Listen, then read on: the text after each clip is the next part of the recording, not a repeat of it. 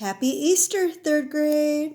All right, so this is their Easter section in our books, Blessed Are We, and this is page 350 if you want to join us in your book.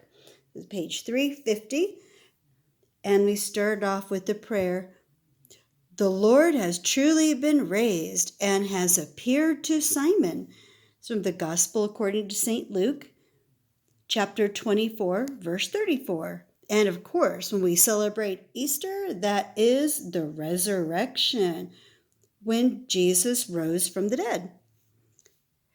Early on Easter morning, Mary Magdalene and some other women hurried to the place where Jesus' body had been laid.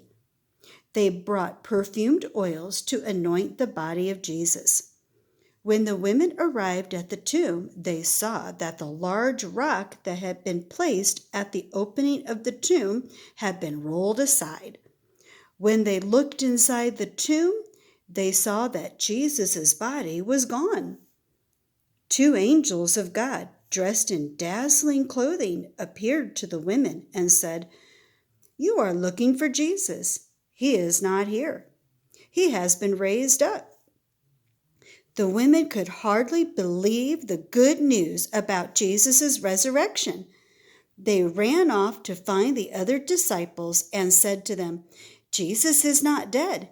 He is alive. He is risen from the dead." And this is based on the Gospel of St. Luke, chapter 24, verses 1 through 9. Looking for good news. Every day we hear bad news. Someone we know is sick or in trouble. The internet and TV and radio stations give us bad news from around the world.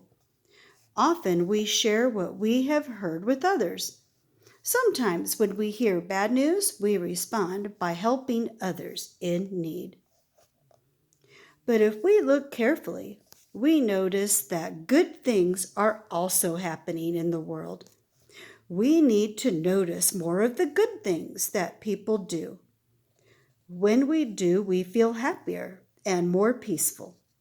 If we share good news with others, we may bring them joy and peace as well. This is what Jesus did every day. His good news is the best news of all. And here is an activity that you can do on your own or with your family.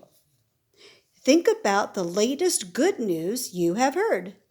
Now write a blog post describing your good news. This is a pretend post.